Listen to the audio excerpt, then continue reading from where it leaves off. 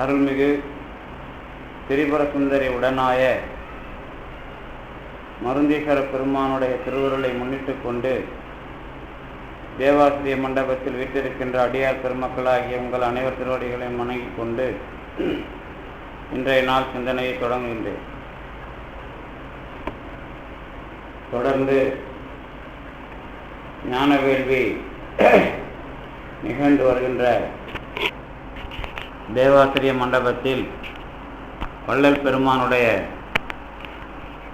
அருட்பெருஞ்சோதி அகவலை சிந்தித்து வருகின்றோம். கொஞ்சம் வைங்க சார், கொஞ்சம் சவுண்ட் வைங்க, கொஞ்சம் ரொம்ப வேணும். வள்ளல் பெருமானுடைய போதும் அருட்பெருஞ்சோதி அகவலில் 6 அந்தங்களுக்கு பிறகு தகர மெஞ்ஞான தனி பெருவெளி எனும் அகர நிலைப்பதி அருட்பெருஞ்சோதி என்ற அகவலை நாம் சிந்தித்து வருகின்றோம். இந்த தனி பெருவெளி என்பது நம்முடைய அனுபவம் சார்ந்தது என்பதை, அதுவும் ஆன்மாக்கள் வகையில் தனித்தனியான அனுபவம் உண்டு என்பதையும் அடிப்படையாக கொண்டு வள்ளல் பெருமான் அமைத்த தொடர் என்பதனையும் நான் அதில் விளக்கியிருந்தேன். அதற்கு உரிய காரணம் என்ன என்றால், தகர மெஞ்ஞானம் ஆன்மாவை அடிப்படையாக கொண்டு விளக்கப்படுகிற ஒரு அறிவு அனுபவம். அது ஆன்மா இந்த பிறப்பை சார்ந்து பெறுகின்ற அனுபவம்.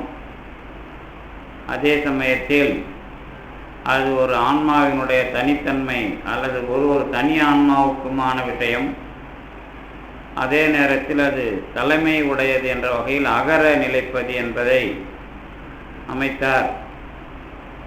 அது கொஞ்சம் விரிவாக நாம் சிந்திக்க வேண்டுமானால் ஒரு அடிப்படையை உணர வேண்டும். என்ன அடிப்படை என்றால், பிறப்பு சார்ந்த ஒரு விளக்கம். இந்த பிறப்பு சார்ந்த விளக்கத்தில் இந்த தகர ஆகாயம் என்பது சொல்லப்படுகிறது என்பதை நான் குறிப்பிட்டிருந்தேன். இந்த தகர ஆலய ரகசியம் என்பதாக பாம்பன் சுவாமிகளும் அதற்கான ஒரு நூலை, பெரிய ஒரு நூலை செய்திருக்கிறார் என்பதையும் சென்ற வாரத்திலும் குறிப்பிட்டிருந்தேன். இந்த தகரம் பற்றிய இந்த சொல்லாடல் அல்லது அது பற்றிய ஒரு அடையாளம் உபநிடதம் தொடங்கி அறியப்படுகிறது. அதுவும் சாந்தோக்கிய உபநிடதம், இன்னும் ஈசாவாஸ்யம், பிருகதாரண்யகம் போன்ற உபநிடதங்களிலெல்லாம் இந்த தகர ஆகாயம் பற்றிய விளக்கங்கள் வருகின்றன. இப்பொழுது நான் ஒரு முக்கியமான செய்தி, நீங்கள் எண்ண வேண்டிய ஒரு செய்தியை குறிப்பிடுகிறேன். என்ன என்றால், இந்த உடம்பை அடிப்படையாக கொண்டுதான் அந்த தகர ஆகாயம் என்பது சொல்லப்படுகிறது. அப்படியானால் இந்த உடம்பு உண்மையை ஏற்றுக்கொண்டு அந்த உடம்பு உண்மையில் இந்த அனுபவம் உண்டு என்பதை சொல்லுகிற ஒரு விஷயம் என்றால், இந்த உடம்பை அல்லது பிறவியை உண்மையில்லாத தன்மையில் உணர்கிற ஒரு விஷயத்திற்கான அடிப்படையாக சொல்ல முடியாது என்பதுதான். இன்னும் நமக்கு புரிஞ்சுக்கிற மாதிரி பேசணும் அப்படின்னா, இந்த பிரச்சனை யாரால வருது அப்படின்னு கேட்டிங்கன்னா,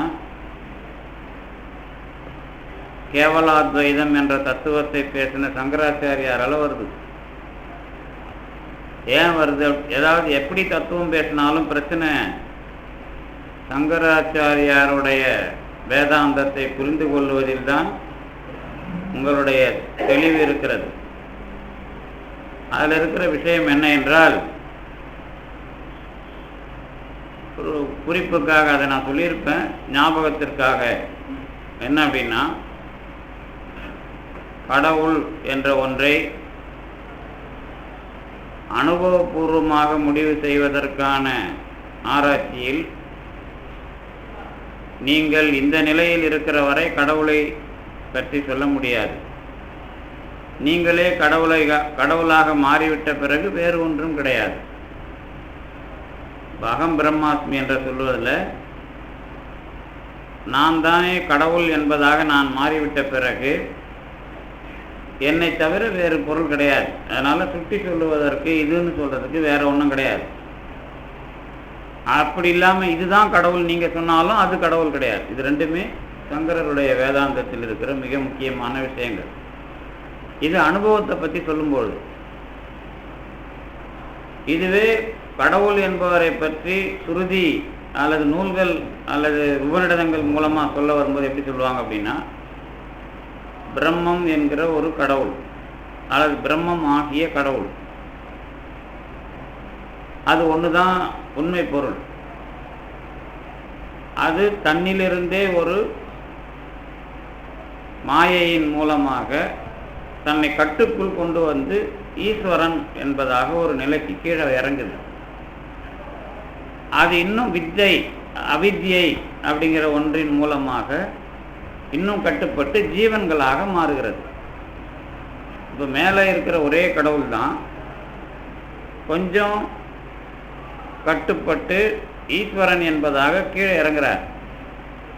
அவரே இன்னும் கொஞ்சம் அவித்யையில் கட்டுப்பட்டு ஜீவனாக வருகிறார்.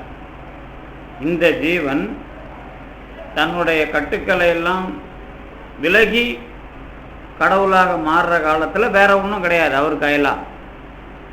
இப்படியான ஒரு தத்துவம். அதுக்குள்ளே என்ன பண்ணுறாங்கன்னா, இந்த உலகம் எந்த அளவுக்கு உண்மையானது அப்படிங்கிறத சொல்ல வரும்போது அதுக்கு ஒரு உதாரணம் கொடுக்குறாங்க. என்ன உதாரணம் அப்படின்னா, பிம்ப பிரதிபிம்பவாதம் பேர். அதுக்கு பிம்ப பிரதிபிம்பவாதம் பேர். கண்ணாடியில் உருவம் தெரிகிறது. கண்ணாடியில் தெரிகிற உருவம் போன்றது தான் நம்முடைய வாழ்க்கை அப்படிங்கிறது அவங்களுடைய வாதம். அப்போ நாம் என்ன சொல்கிறோம் அப்படின்னா, இந்த சாந்தோக்கிய உபநிடதம் அல்லது பிருகதாரண்ய உபநிடதம் இதுக்குள்ளெல்லாம் வர்ற இந்த தகர வித்தை,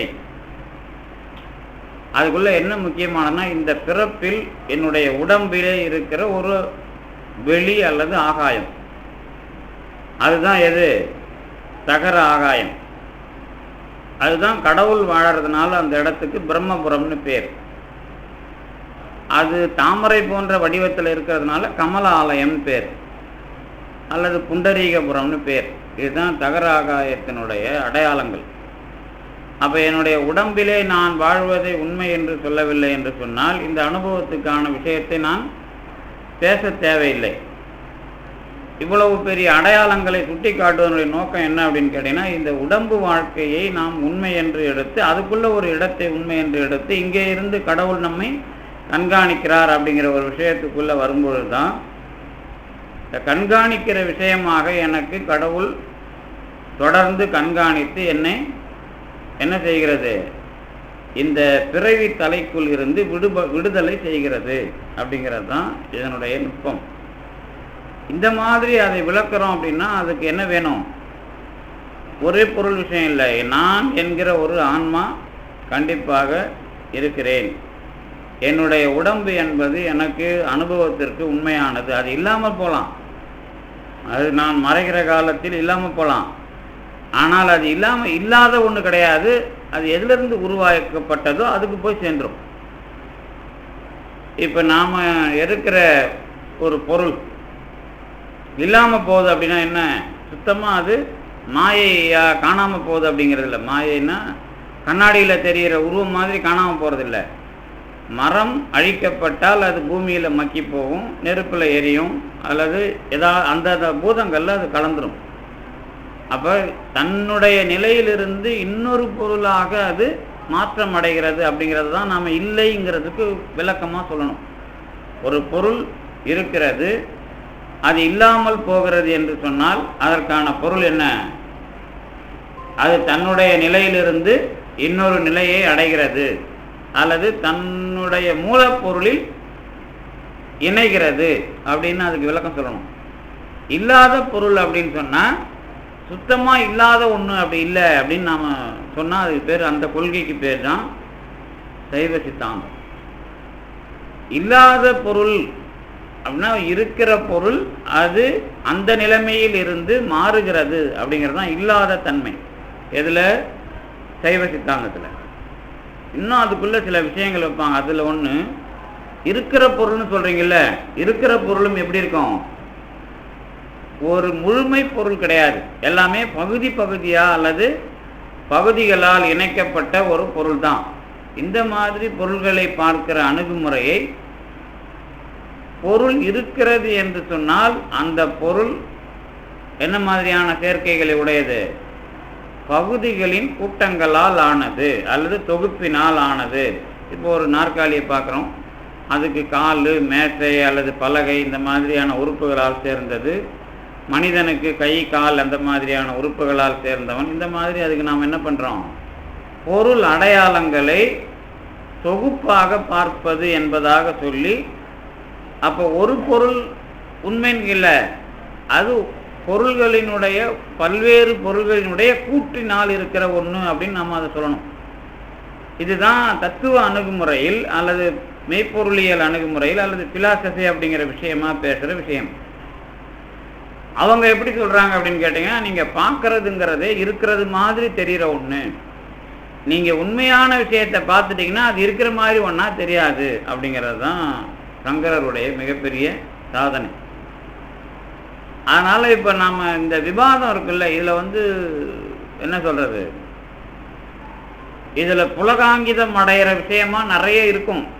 புலகாங்கிதம் அடைகிறதுனா என்னென்னா, அறிவு ரீதியாக இதில் ரொம்ப நாம் அது என்ன சொல்கிறது, என்ஜாய் பண்ணுறதுன்றாங்கல்ல, நான் அதுக்குள்ளே குஷி அல்லது அதுக்குள்ளே நான் திளைக்கிறதுங்கிறாங்கல்ல, இந்த திளைக்கிற விஷயத்துக்குள்ளே அதில் நிறைய உண்டு. ஏன் அப்படின்னு கேட்டிங்கன்னா,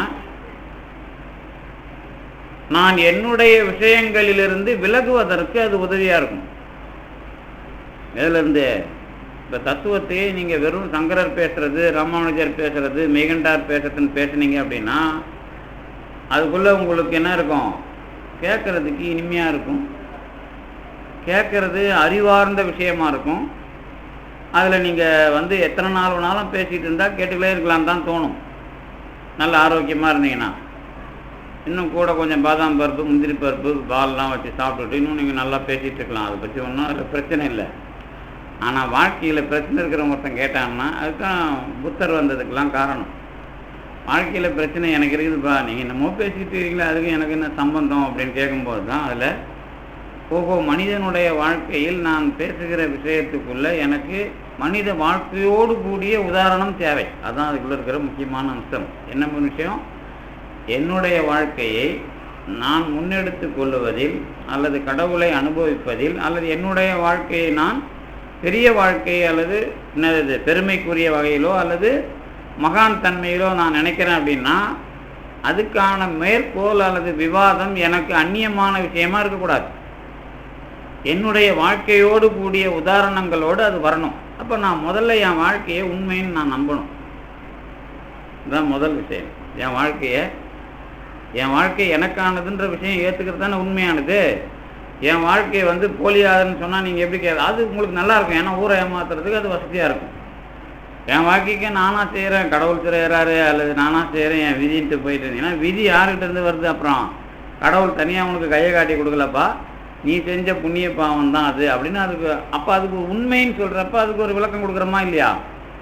இந்த தரவு முறை தான் தகராலய ரகசியத்தில் பேசப்படுகிற அந்த ஒரு இடம் பற்றிய விசாரணை. எந்த இடம்?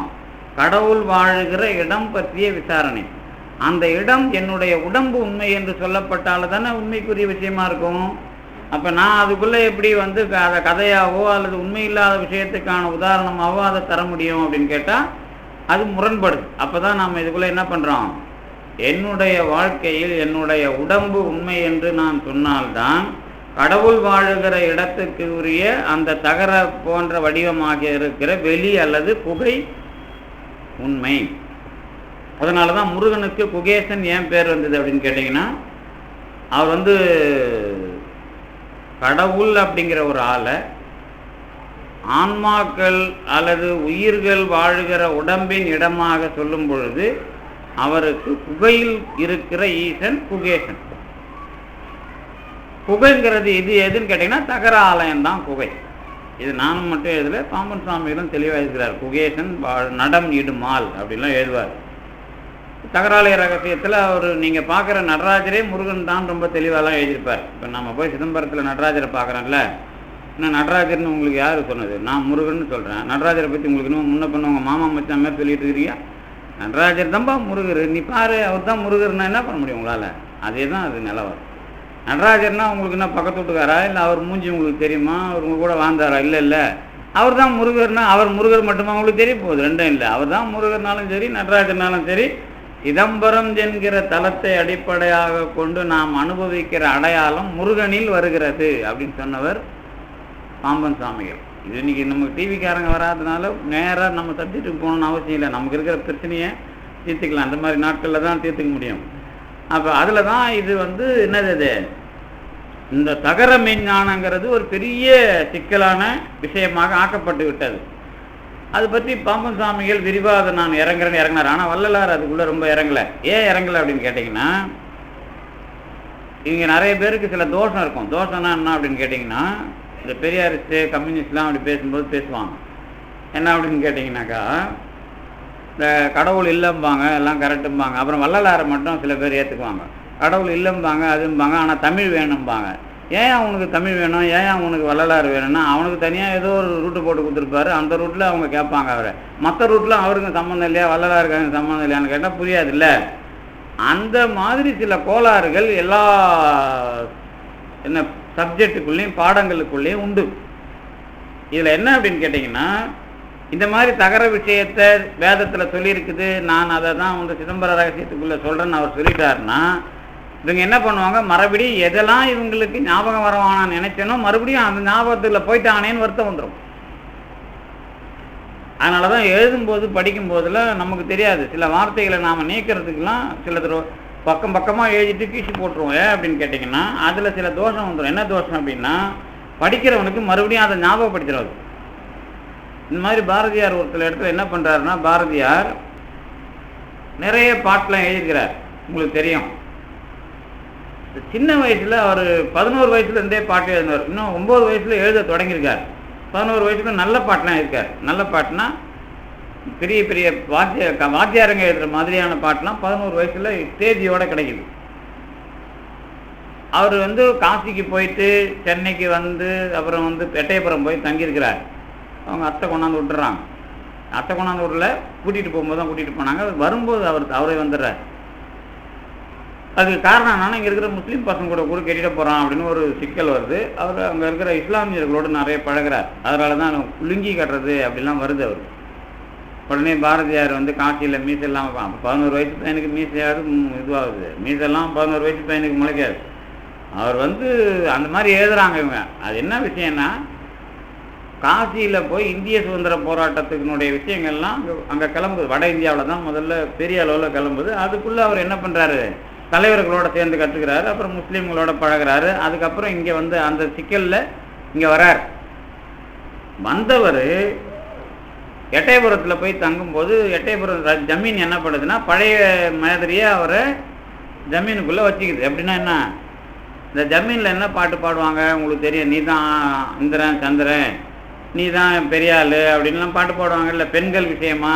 அதுக்கப்புறம் என்ன, அவங்க குஷிப்படுத்துகிற விஷயமா. அப்படிதான் அழகாக சொல்லப்போனால் அந்த குஷிப்படுத்துகிற விஷயமான பாட்டெல்லாம் நிறைய எழுதியிருக்கார். அவர் எழுதுவார் பின்னாடி, நான் அரண்மனையில் அந்த மகாராஜாவை அவர் கிண்டல் பண்ணுறதுன்னா அப்படி ஒரு இருக்கும், பெரிய மலை மாதிரி ஒரு உருவம், அது இப்படி தண்ணியை ஊற்றி கழுவுவாங்க, இப்படி அது கோழியை சாப்பிடும், இப்படி சண்டை விடும் அப்படின்லாம் எவ்வளோ நக்கல் அடிக்கணுமோ அவ்வளோ நக்கல் அடித்து சின்ன சங்கரன் கதைன்னு ஒரு கதை எழுதியிருப்பார் பாரதியார். அதில் தான் அவர் பழைய கால வரலாறு எழுதுறார். அப்போ என்ன பண்ணுறாரு, இந்த சின்ன சங்கரனுக்கு நிறைய கதை எழுதினேன், பாட்டு எழுதினேன், நல்ல வேலை அதெல்லாம் இல்லை, ஏன்னா என் பேர் அதெல்லாம் கெடுத்துரும் அப்படிங்கிறார்.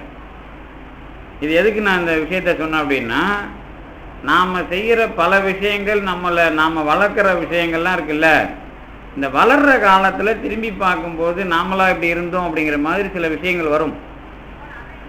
அப்போ நம்ம கேரக்டரையே கெடுத்துரும். ஆனால் பாரதியாரை பொறுத்த வரைக்கும் தப்பான கேரக்டர் எதுவுமே கிடையாது.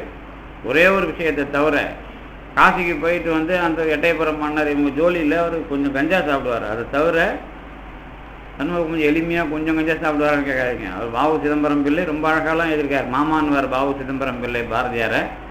மாமா மாமான்னு தான் எழுதுவார். ஆனால் வாவு சிதம்பரம் பிள்ளை தான் வயசு அதிகம், பாரதியார் சின்ன வயசு தான். ஆனால் அவர் மாமா அவர் தான் எழுதுறாரு. எனக்கு மாமாவுக்கு இதுலேருந்து வெளியே வர முடியல, அதனால் நான் வெளியேறிட்டேன்னு எழுதுவார். சின்ன புக்கு, சின்னதாக ஒரு வாவு சிதம்பரம் வாவுசி நல்லா எழுதியிருக்கார். அது எதுக்கு இதை சொல்ல வந்தேன் அப்படின்னா, வரலாறை நீங்கள் பார்க்கும் பொழுது இந்த வரலாற்றினுடைய அடியில் கேவலமான விஷயங்கள் பதிவாகக்கூடாது, குப்பை வரக்கூடாது. அப்படியான ஒரு வரலாறு பாரதியாரோட வரலாறு. அதே மாதிரி கொள்கை படிக்கும் பொழுது நீங்கள் எதையாவது எழுத போய் அவன் அங்கே போய் மடம் மாற்றக்கூடாது. யாரு? அந்த கொள்கைக்குள்ளே வர்றவன். ஆனால் தகர மெஞ்ஞானம் அப்படிங்கிறதுக்குள்ள வள்ளலாருக்கு வெளிக்கு உள் வெளி கடந்து சும்மா இருக்கும் சுகம் இன்று வருமோ என்று வருமோன்னு எழுதுறாருல, அதில் இதை தான் அவர் எழுதுறார். எதை? பாம்பன் சாமி எழுதுற அந்த தகராளை. பாம்பன் சாமி வள்ளலாருக்கு பின்னாடி தான். நாம் புரிஞ்சிக்கிறதுக்கு பெரிய நூல் எழுதுன அந்த நூலோட விஷயம்தான் வள்ளலார் பெற்றது. உடனே வர வள்ளலாரை நான் மட்டம் தட்ட நினைக்க போறீங்க. வள்ளலாரை நீங்கள் ஆகவோகம்னு சொல்கிறதுக்கு நீங்கள் ஒன்றும் அவ்வளோ பெரிய ஆள் கிடையாது. வள்ளலார் உங்களுக்கு ஆகவோகம்னு தெரியலாம், அவர் அனுபவ ரீதியாக எப்படி மேலே வந்தார் அப்படிங்கிறதுக்குள்ளே நம்ம அனுபவத்தை ஒரு எல்லை காட்டணும்ல.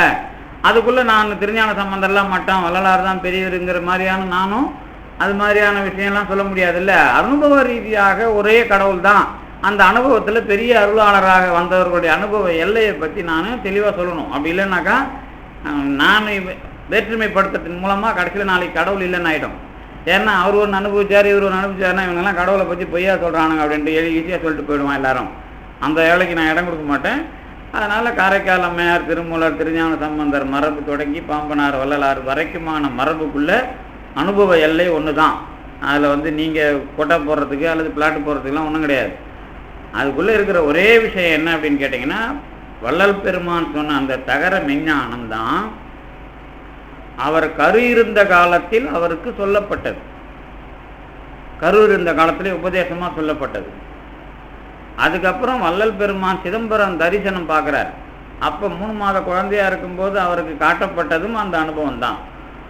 அதுக்கப்புறம் உலகத்தில் அதை பற்றி யார் சொல்லியிருக்கிறாங்க அப்படின்றப்ப திருஞான சம்பந்தர் அதை பற்றி எழுதியிருக்கிறார். அப்படிங்கிற இந்த 3 விஷயத்தையும் தகராலயம் என்கிற ஒரே அனுபவத்தை 3 விஷயமாக எனக்கு எப்படி உபதேசம், காட்சி, சாட்சி, இந்த 3இன் மூலமாகவும் அவர் பெற்ற இந்த அனுபவத்தை வள்ளல் பெருமான் அதே அனுபவத்தை சொல்றதுங்கிறது வேலையா இல்லாமல், ஏன்னா நீங்கள் சொன்ன உடனே மறுபடியும் அதுவும் ஒன்று தான் இதுவும் ஒன்று தான் சொல்லிட்டு போடுவீங்க. எதுவும் ஒன்று தான் எதுவும் ஒன்று தான்.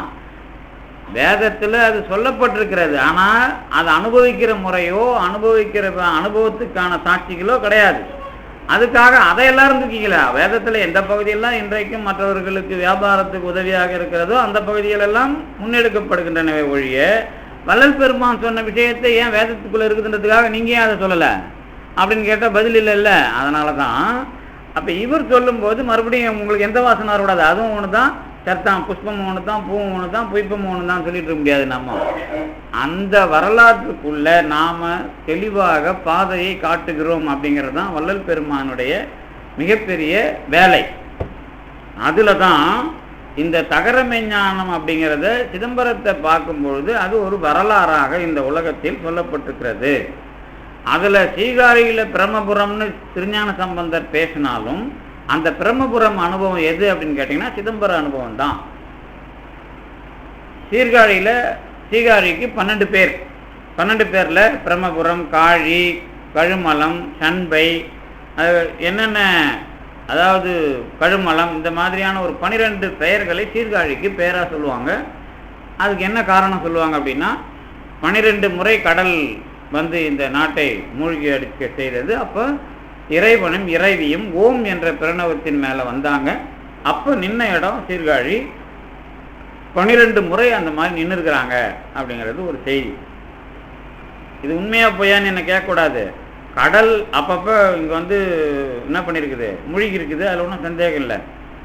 ஆனால் பெரிய அளவில் முழுகினதுக்கான சாட்சியும் இங்கே இருக்குது. எங்கே இருக்குது அப்படின்னு கேட்டிங்கன்னா, உங்களுக்கு தெரியும், இமயமலை உருவான காலம் ஒன்று சொல்கிறோம்ல. இமயமலை உருவானது காலம் வந்து ரொம்ப நாள் இல்லை. நாம் இந்த பூமியை பற்றி படிக்கிறதுல இமயமலை உருவானதுங்கிறது நம்ம தமிழ் நூல்களில் பதிவு செய்யப்பட்ட விஷயம். உலக நூல்களில் பதிவு பண்ணியிருக்குதா இல்லையான்னு தெரியாது. ஆனால் தமிழ் நூல்களில் திருமூலர்லாம் அதை பதிவு பண்ணியிருக்கிறார் ரொம்ப தெளிவாக, பிரளயம் அப்படிங்கிற தலைப்பில். அந்த அதில் முக்கியமான தடயம் ஒன்று இருக்குது. என்ன அப்படின்னா, இந்த பூமிக்குள்ள கடல் வந்து பெரிய அளவில் வந்ததில் மரங்கள், பல லட்சம் ஆண்டுகளுக்கு முந்தைய மரங்கள் அப்படியே இன்றைக்கும் அடிச்சிட்டு வந்து திருவக்கரையில் கல் மரமாக இருக்குது. உங்களுக்கு தெரியும், போனீங்கன்னா இப்போ நீங்களும் பார்க்கலாம். திருவக்கரையில் இருக்கிற கல் மரம் இருக்குல்ல, அது ஒரு காலத்தில் கடல்கோளில் அங்கே மொத்தமாக ஒதுங்கின இடம்.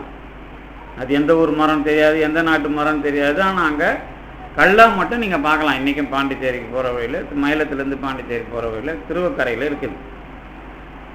அதே மாதிரி இந்த பக்கம் வந்தீங்கன்னா, எங்கே நம்ம சென்னையை ஒட்டி ஸ்ரீபெரும்புதூர் பக்கம் போனீங்கன்னா பல மரங்கள் அப்படியே மண்ணோட மண்ணாக மரமாக இருக்கும். அதுவாவது மரம் தெளிவாக தெரியும். இது எப்படின்னா உருகி மண்ணோட மண்ணாக படிஞ்சிருக்கும். அதை சீக்காப்பாறைம்பாங்க. இப்பவும் போனீங்கன்னா பார்க்கலாம், ஸ்ரீபெரும்புதூர் பக்கம் சீக்காப்பாறைனா எடுத்திங்கன்னா மரம் இலை அப்படியே மொத்தமாகவே அது கல்லாக இருக்கும். இதெல்லாம் என்ன அப்படின்னா, இந்த பூமி உருகி மணலாக மாறினது மட்டும் இல்லை, ஒரு கடல் அல்லது தண்ணி இங்கே முழுகிற காலத்தில் வர்ற விஷயம். இந்த மாதிரியான காலம் எது அப்படின்னு கேட்டிங்கன்னா, ஊசி இலை காடாக தமிழ்நாடு இருந்தது. அப்பத்தி என்ன வரலாறு அப்படிங்கிறதுலாம் இதுக்குள்ளே இருக்குது.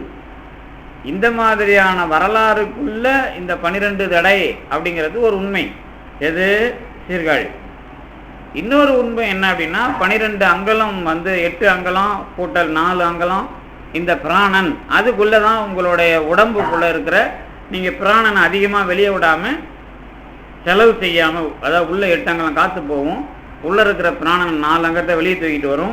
அது அந்த தூக்கிட்டு வர்ற வேலையை செய்ய விடாமல் நிறுத்துனீங்க அப்படின்னாக்கா உங்களுக்கு நீண்ட நாள் வாழ்க்கை உண்டு அப்படிங்கிறது 12 அங்கல கணக்கு. இந்த 12 அங்கல கணக்கில் அதில் ஒரு உண்மை இருக்குது. இந்த விஷயத்துக்குள்ளே எது வேலை செய்யும் அப்படின்னா, தகராலயம் வேலை செய்யும். அப்போ 12 பேர் சீர்காழிக்கு இருக்குதுங்கிறதுலையும் கடவுள் வாழற இடத்தை அடையுதுங்கிறதுக்குள்ளேயும் அதுலேயும் ஒரு இணைப்பு உண்டு. எது? ஆனால் அந்த வேலையை நீங்கள் செஞ்சுலாம் அடைய முடியுமான்னு கேட்டால் அடையலாம். ஆனால் அது எல்லாருக்கும் பொது இல்லை. எல்லாரையும் நான் கூட்டிகிட்டு போய் காட்டில் உட்கார வச்சு நீங்கள் மூச்சு காற்றை இழுத்து உள்ளக்கிற பிராணனை எழுப்புங்கள்லாம் உட்கார வைக்க முடியாது உங்களை. அதனால் எல்லாருக்கும் என்ன வேலை உண்டு? எல்லாருக்கும் ஆனதாக நமக்கு எது தெரியுது? எல்லா மனிதர்களுக்கும் ஆனதாக எது தெரியுது? எல்லா மனிதர்களுக்கு காலமாக ஒரே விஷயந்தான் இருக்குது. என்னை கூட கேட்டாங்க, எப்போ பார்த்தாலும் குடும்பம் நடத்துறது, அன்பு, இதை தவிர வேறு எதுவும் தத்துவத்தில் உங்களுக்கு முற்றி போட முடியாதான்னாங்க. கடவுள் படைச்சதே ஆம்பளை பொம்பளைங்கிற ஒரு விஷயத்தை டார்வின் சொன்னாலும் சரி, எவன் சொன்னாலும் சரி, எவனுக்கும் தெரியாத ரகசியம் ஆண் பெண் ஒரு பிறப்பு. அது ஜீவராசியில எல்லா ஜீவராசிக்கும். இதை விட்டு அப்புறம் எங்கே போய் முடியும்? கடவுளே இப்படி தான் உலகத்தில் படைப்பை கொடுத்துருக்கிறாரு. இதை விட்டு நான் வேற என்ன தத்துவம், வேற எவனாலும் கடவுளை பற்றி பேசிட்டு போகலாம், தியானத்தை பற்றி பேசிட்டு போகலாம். அது எல்லாருக்கும் உண்டு, ஆணுக்கும் பெண்ணுக்கும். ஆனால் படைப்பு ரீதியாகவே ஆண் பெண் உண்டா இல்லையா? அப்போ அதுக்குள்ளே இவன் வாழறதுக்கான பயிற்சி உண்டா இல்லையா? அதுக்குள்ளே குடும்பம் உண்டா இல்லையா? அதுக்குன்னு அன்புன்னு உண்டா இல்லையா? இதை தானே பொதுவில் கடவுள் தந்திருக்கிறான். அதுக்குள்ளே சிறப்பாக உங்களுக்கு மூளை வேலை செய்யுது. யார் இல்லைன்னு மூளை வந்து அவ்வளோ பெருசு. அந்த மூளையை அவ்வளோ பெருசாக அவங்க உடம்புல வச்சுருக்கிறான். அதை சுருக்கியில் வச்சுருக்கிறான். மூளையை கடவுள் விரிச்சிலாம் வைக்கல, அதை சுருக்கி தானே வச்சுருக்கிறாரு. விரிச்சு வச்சுருந்தா எல்லாம் பைத்தியம் ஆகிருக்கும் நேரம். அப்போ கடவுள் கொஞ்சம் சுருக்கி அதை வந்து அழகாக அமைச்சு மடித்து உங்களுக்கு அதை அமைச்சு கொடுத்துருக்காரு. மடித்து தானே, அந்த மடிப்பு நீங்களாம் மடிக்க முடியாது. நம்ம இப்போ போடுற தாழ்வையே திருப்பி கொடுத்தா நமக்கு மடிக்க தெரியாது. சில பேர் இருக்கிறான், அதை மடித்து அழகாக கொண்டாந்து விலைக்கு விற்கிறவங்களாம் இருக்கிறான். இல்லைன்னா கடையில் கொடுத்து அயன் பண்ணி விற்கிறவங்களாம் இருக்கிறான். அது வேறு விஷயம். அது வந்து சால்வைக்கு. ஆனால் மூளையை திருப்பி அதை மடிக்கிறதுங்கிறது முடியாது. அதை தான் நீங்கள் 1000 இதழ் தாமரைன்னு வியக்கிறது. 1000 இதழ் தாமரைன்னு வியக்கிறது இந்த மூளையை தான். ஆனால் அந்த மூளையோடு நிற்கிற விஷயமா அது கிடையாது. அதில் ஒரு ஆற்றல் இருக்கிறது, அதில் ஒன்றும் சந்தேகமே இல்லை. எல்லா பொருள்களிலேயும் நமக்குள்ளே என்ன இருக்குது? ஆற்றல் இருக்குது. இப்போ கையில் என்ன ஆற்றல் இருக்குது? கையில் இப்போ என்ன ஆற்றல் இருக்குது நம்ம கையில்? வலி தூக்குறதா? அதாவது உங்கள் கையில் இருக்கிற ஆற்றல்னா கொடுக்கறது தான். அடுத்தவங்களுக்கு கொடுக்கறது தான் கையில் இருக்கிற ஆற்றல். அப்படின்னா சொன்னால் நம்ப போகிறீங்க? அதான் உண்மை. நடக்கிறது மூலமாக உங்கள் புத்தி தெரிஞ்சிடும். நீங்கள் எழுந்து நடக்கும்போதே உங்கள் புத்தி தெரிஞ்சிடும். இதுதான் நடக்கிறதுனால வர்றது. இது ரெண்டும் பார்க்கறது கேட்கறதுல எதை கேட்குறீங்க, எதை பார்க்குறீங்கன்றதில்ல. பார்த்தா உங்கள் மூளை எப்படி வேலை செய்யுது, கேட்டால் உங்கள் மூளை வேலையை எப்படி செய்யுது. அப்போ மூளைக்கும் கண்ணுக்கும் மூளைக்கும் காதுக்குமான தொடர்பில் எந்த அளவுக்கு பயிற்சி எடுத்துருக்கிறீங்க. அதே தான் சாப்பிட்றது. மூளைக்கும் வாய்க்கும் அல்லது என்ன பயிற்சி எடுத்து எதெல்லாம் வாயில் போட்டுக்கிறீங்க, சரி இன்னைக்கு தானே கொஞ்சம் இதை சாப்பிட்டு ஒரு தலைக்குமே அப்படின்னு கொஞ்சம் விஷத்தை சாப்பிட வேண்டியதானே, யாரும் வேணாம்னு. அப்போ அது மாதிரி செய்யறது இல்லைல்ல.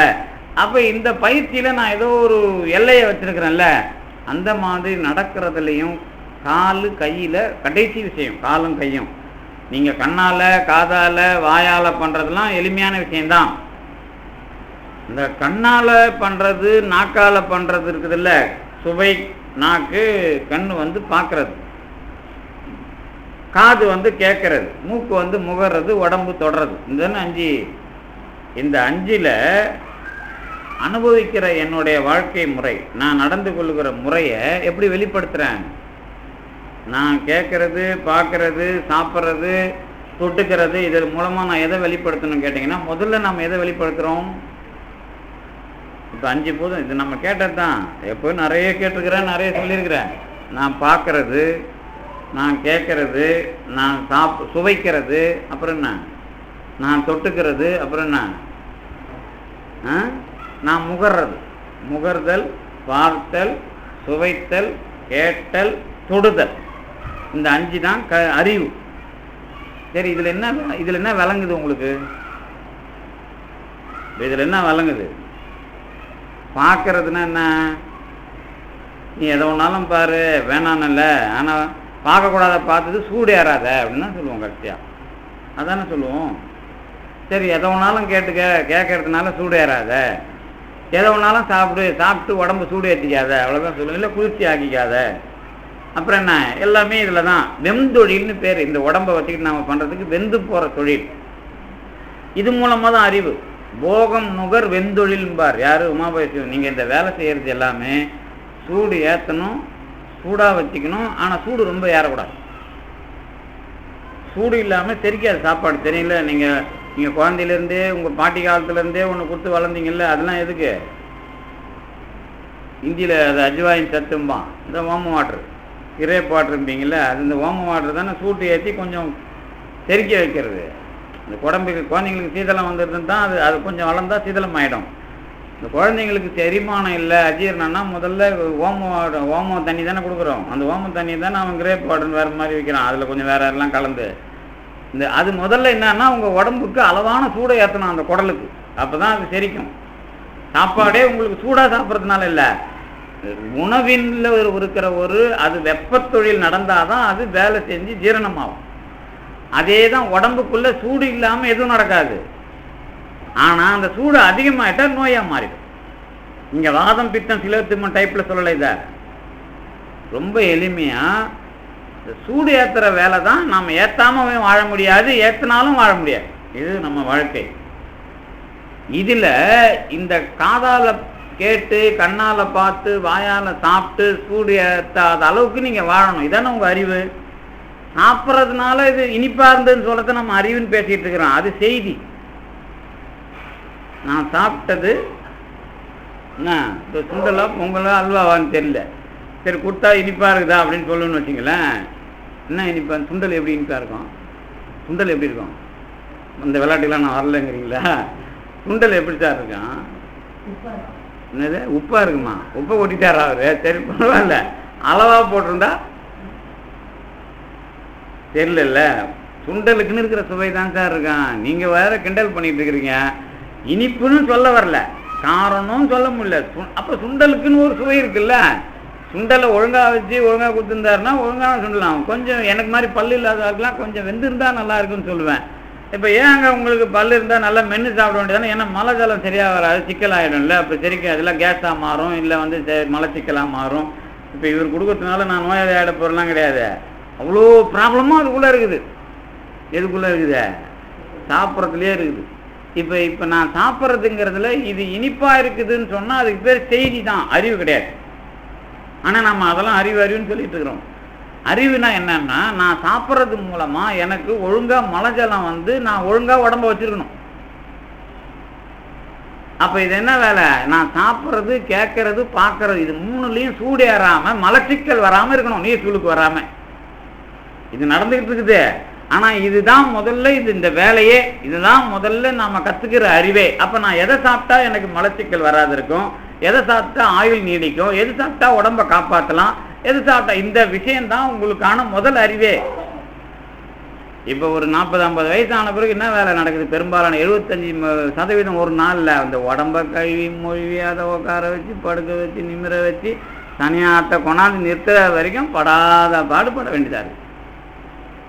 ரொம்ப தொல்லை பண்ணதா இல்லையா? ஆமாம், அது என்ன பண்ணுறது? இருக்கிற காலத்தில் எப்படி எப்படியோ வேலை பார்த்துருப்போம். அதில் எல்லாம் இப்போ தான் அறிவு வருது. ஆனால் இப்போ வரும்போது அது நமக்கு வேலை, நம்ம சொல்கிறத கேட்காது. அப்போ இந்த வேலையெல்லாம் முதல்ல அதுதானே சமூகம் கற்றுக் கொடுத்துருக்குது. ஒழுங்காக சாப்பிடு, நேரத்துக்கு தூங்கு, நேரத்துக்கு சாப்பாடு, எல்லாம் நமக்கு எங்கே அறிவு வருது? அது நமக்கு தெரியாது. அது ஏதோ வாழ்க்கை சமூகமும் அப்படி இல்லை, அரசாங்கமும் அப்படி இல்லை, நமக்கு ஏதோ ஒரு சரி தொலையுது அப்படின்னு வாழ்ந்துட்டு இருக்கிறோம்ல. இந்த வாழாமல் இப்படி வாழ்ந்தா நல்லது அப்படின்னு அந்த சூழ்நிலையை புரிஞ்சிக்கிறோம் பாருங்க, அதுக்கு பேர் தான் அறிவு. மற்றதெல்லாம் செய்தி தான். அது உங்கள் வேலை இல்லாது. நாக்கில் அல்வாவை போட்டால் இனிக்குது, அதுவே கசந்துட்டா நோய் இருக்குதுன்னு தெரியுது, அவ்வளோதான் இருக்கு. எல்லாமே செய்தி. ஆனால் அறிவுன்னு சொன்னால் இதை சாப்பிடலாம், இதை சாப்பிடக்கூடாதுன்னு சொன்னீங்க பாருங்க, அதை கற்றுக் கொடுக்குறது எது? நம்ம உடம்பு. நீங்கள் என்னமோ பெரிய அறிவாளி நீ இருக்கிறீங்க. உங்கள் உடம்பு வேலைக்கு ஆகலைன்னா கற்றுக் கொடுக்கும், வேலைக்கு ஆகிறதுக்கு நீங்கள் அதை தெரிஞ்சுக்கிறீங்க, அவ்வளோதான விஷயம். இந்த மாதிரி நீங்கள் அதை கற்றுக்கிறதுக்கு பேர் தான் அறிவு. புரிஞ்சிச்சா? இதுதான் முதல்ல தெரிஞ்சுக்கிறது. மலஜலம், அதாவது மலச்சிக்கல் நீர் சுழுக்கு வராமல் உடம்பை காப்பாற்றுறது அப்படிங்கிறதான் முதல் அறிவு. ரெண்டாவது அறிவு என்னன்னு கேட்டிங்கன்னா, எதனால இந்த 3 நடக்குது? ஒழுங்காக பார்க்கணும், ஒழுங்காக கேட்கணும், ஒழுங்காக சாப்பிடணும். இது 3 இதில் அடங்கிடும். எதில்? மலஜலத்திலேயே 3 அடங்கிடும் சார். சாப்பிட்றது, பார்க்கறது, கேட்கறது, 3 முடிஞ்சிச்சா? இப்போ என்ன இன்னும் 2 இருக்குது. அதில் அறிவு. நான் சொல்கிறது இப்போ செயல். மலஜலம் வர்றது 2 சொல்லிட்டேன்ல. அதுக்கப்புறம் என்னென்ன வேலை இருக்குது? மலஜலம் விடுவது, இதுதான் எது?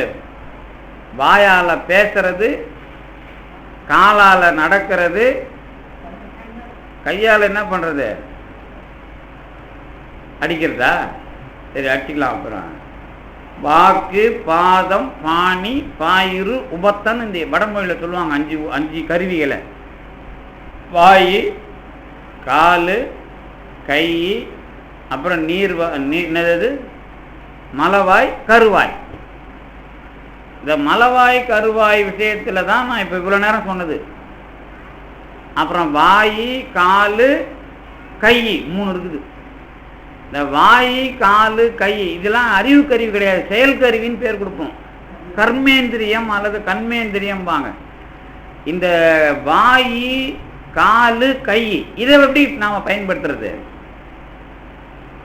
வாயால் அளவா பேசணும் அப்படின்னுவோம். அளவா பேசுறதுன்னா